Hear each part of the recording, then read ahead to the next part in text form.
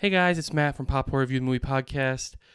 Yesterday I saw Don't Worry Darling. I'm not sure why I'm so excited about it because I have some thoughts about it. But yesterday I saw Don't Worry Darling. I want to do a separate video and I do a separate video for The Woman King, which I saw last week. But you know what? It's double feature time.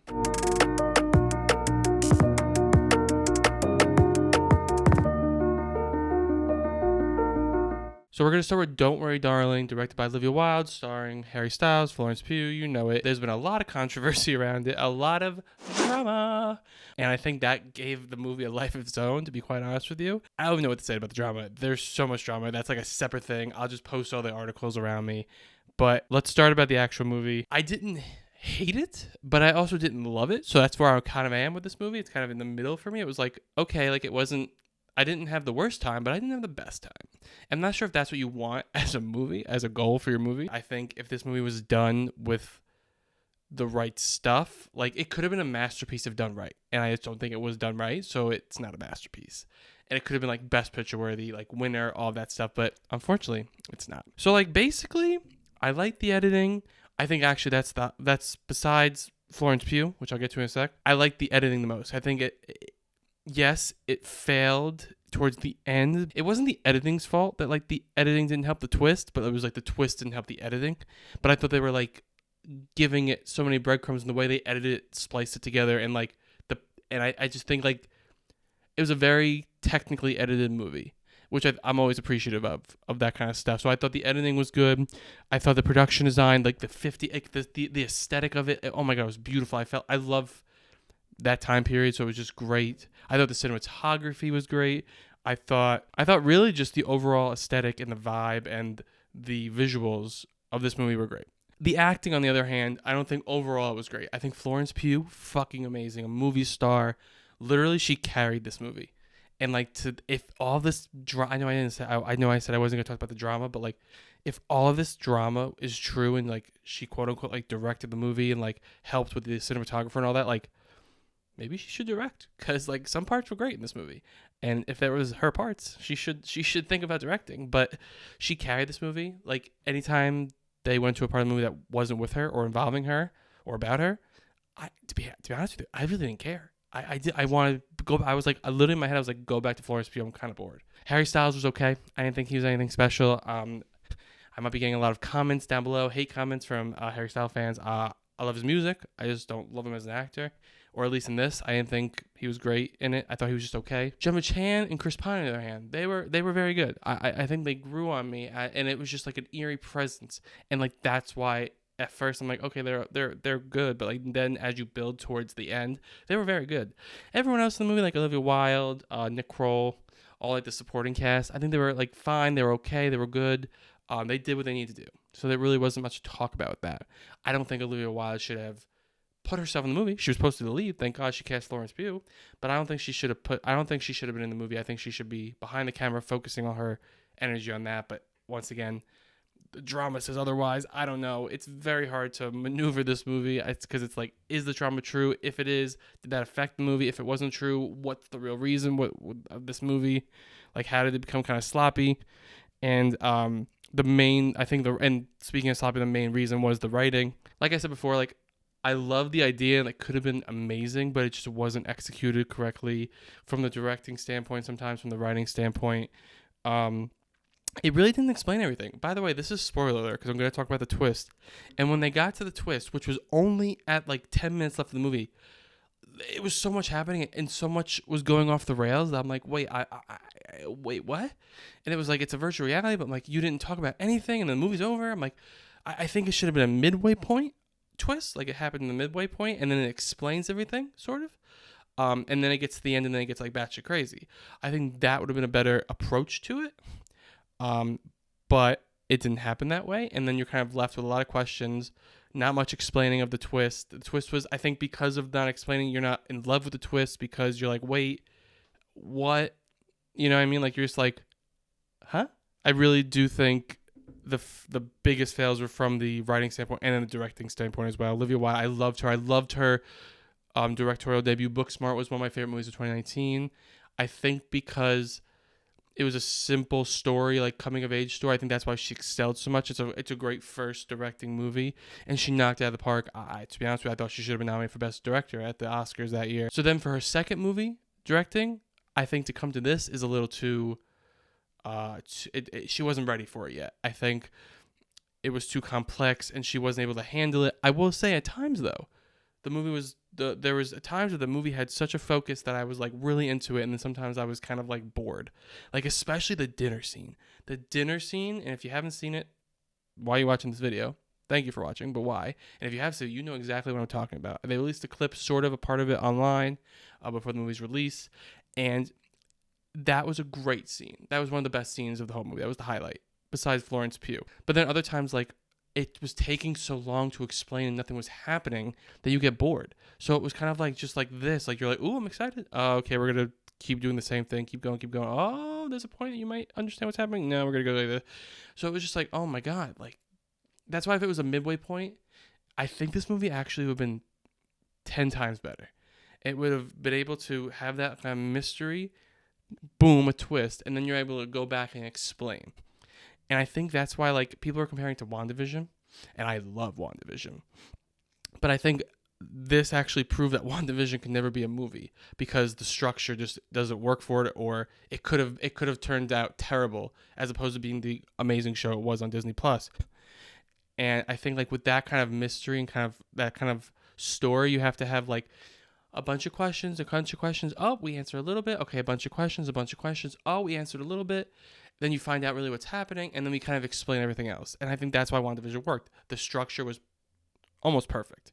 Sure, there may have been a few things here or there, but it just was the complete opposite, and it kind of came like an unraveled mess. And it just like and then towards the end, like one thing went on top of the other, I'm like, what is happening? There's a lot going in my head with this movie because I just saw it. Would I watch it again? I don't know. I might watch it again just to see if I missed anything, but I'm not sure if I did because they didn't really explain much. But I would give this movie a 6.5 out of 10. Maybe this could be years down the line I watch it again. I'm like, oh, it wasn't as bad as I thought. Maybe the drama got in my head, but I really didn't care. I did not care for it, but I didn't care for it. I'm in this like weird thing where it was like, it was okay. It was a decent movie. It was a good movie, I guess. It's hard because I don't want to say it's like a good movie, but I want to say it's a bad movie. So it's kind of in that middle lane where it was kind of like a mid movie. And I think it could have been like a top tier movie. So yeah, I would give it a 6.5 out of 10 as of right now. And we're going to move on to the second movie where we go a little bit higher, a little more of a better movie, The Woman King. Now, unlike Don't Worry Darling, I really like The Woman King. Yes, there were problems with it again, and there's similar and different problems that they kind of share. I really like this movie, but I think it leans more into crowd-pleasing movie than awards contender, which isn't a bad thing at all. I love crowd-pleasing movies. But what I'm saying is that I feel like because they lean towards crowd-pleasing, that's where the issues started. For a story like this, where I feel like it's a very touchy subject matter. So like, if you're gonna do this movie, do it. Don't kind of skim. And I this is an unpopular opinion, but Bohemian Rhapsody did the same thing. That's why I don't like Bohemian Rhapsody.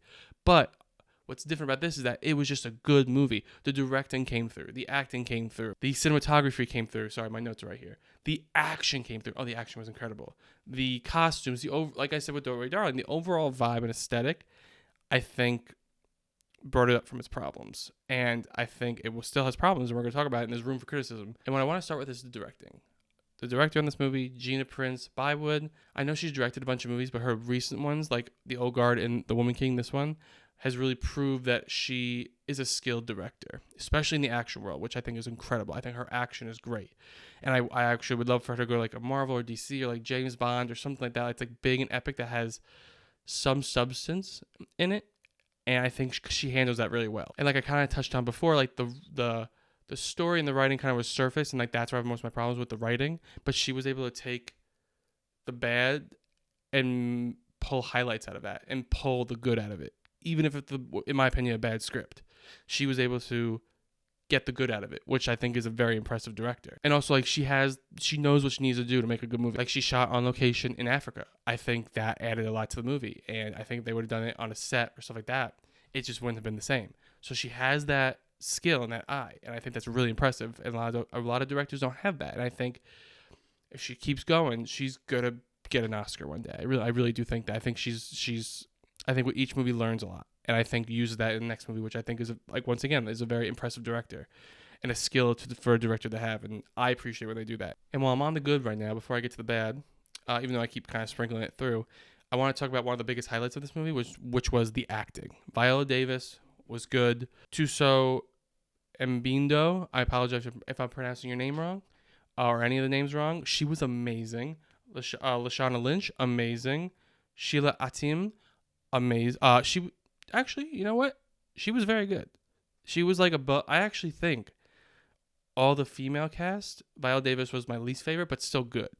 So that's why I'm kind of surprised when I hear that she's in the running more than anyone else for acting at the Oscars. And then John Boyega, I thought he was fine. I think his part wasn't anything special to write home about, which leads me into the script because I think it didn't give I think, once again, the actors took from the script and made good out of not great. And I think his role you really couldn't do that. It was kind of just like there to be sticking points for the writing, like plot points. And I think that was a big problem. It just kind of went from plot point to plot point and they didn't explain anything. They didn't like dive deep into the culture. This could have been, I'm not comparing it, but this could have been like Black Panther where you really dive deep into the culture, which influences your story. And I think they didn't do that because they were kind of tiptoeing around the subject because they talked about the slave trade and at a great length, more than I thought since the boycott and all that. I thought they weren't going to talk about it at all. But I think because they sort of made them better people than they were, they had to kind of tiptoe around the plot and kind of skim. And I think that was their biggest thing. That was their biggest flaw. Not biggest thing and biggest flaw. And I think that's also like why they added the love story. I think that wasn't really needed, random. I think they added like the mother-daughter kind of dynamic, which kind of just came out of nowhere. I kind of appreciated that they were mother and daughter. Like I didn't mind that story element, being within the tribe and having to like deal with your issues in the tribe, or about the group, really, I should say. They should have made it more about just the Kingsguard, not the outside influences. I don't think that was useful to the story. And I think if they actually would have kind of got a little dug deep and kind of got raw with it, with the actual true story. If you're going to do the subject matter, I think I said this before, don't do it if you're not going to do it correctly. Like, I think if they would have like instead of having like Viola Davis be the one to try and stop the slave trades, the selling of the slaves from that kingdom, they should have had the young girl that came into the group and saw this and said, what are we doing? Like, it should have been her that was rising to the top and changed everyone's opinion. And then you can see small scenes with the people outside of the Kingsguard. I think it would have been better if they would have kept it in just that group. Because like I think that was so rich in story, and I think because they were trying to branch off and not touch about certain things and try to tiptoe around it, I think you lost that specialness. You lost that the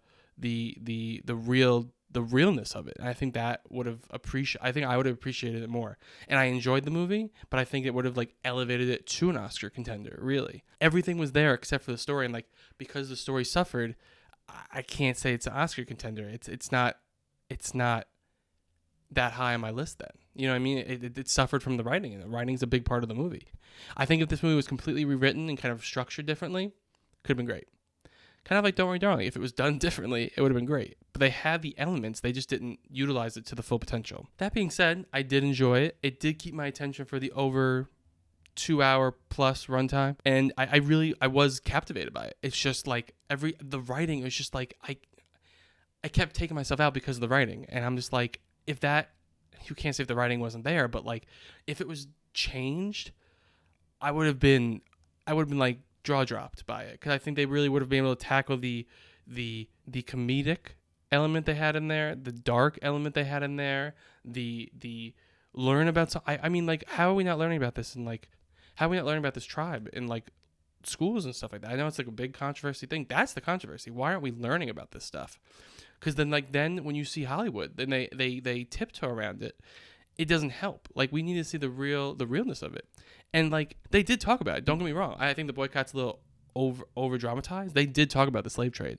I just think they hid it from other parts of the movie to like make for a better story that they were intending to do. I think that's where it suffered, and I might be repeating myself, but hey, that's nothing new on this channel. There's room to criticize, but I think they're criticizing in the wrong spots. But yeah, I mean, I really did enjoy this movie. It's just the writing suffered for me, and that's a hard thing to swallow in a movie like this. But I mean, if there were any Oscar chances for it, I would say maybe just acting and maybe some behind the scenes stuff, like maybe costumes and stuff like that. But I don't think there's much. I think maybe Viola Davis could get it, but I really think it should be like Lashana Lynch or the girl who played the young girl, Viola Davis's daughter, Toso Mbindo. I apologize for saying it wrong again. But I will give this movie an 8 out of 10. So an improvement from Don't Worry, Darling. So as we're getting closer to awards season, hopefully these numbers will go up and up and up. So let me know what you guys thought of both Don't Worry, Darling and The Woman King down below in the comments. I want to know if you liked it. I want to know if you didn't like it. And please tell me why, because I love talking about this stuff. And I'm talking to a camera, for God's sakes. Like, I want to hear it. I would love to hear, what everyone thinks, because I love to talk about movies so much. And this stuff, even if I love it or hate it, I still love it. I still love to talk about it. So let me know down below. Thank you for watching. Thank you for subscribing. I keep forgetting what the YouTubers say, but smash that like button, smash that subscribe button. I don't know what it is. Thank you for watching. Thank you for subscribing. Cheers.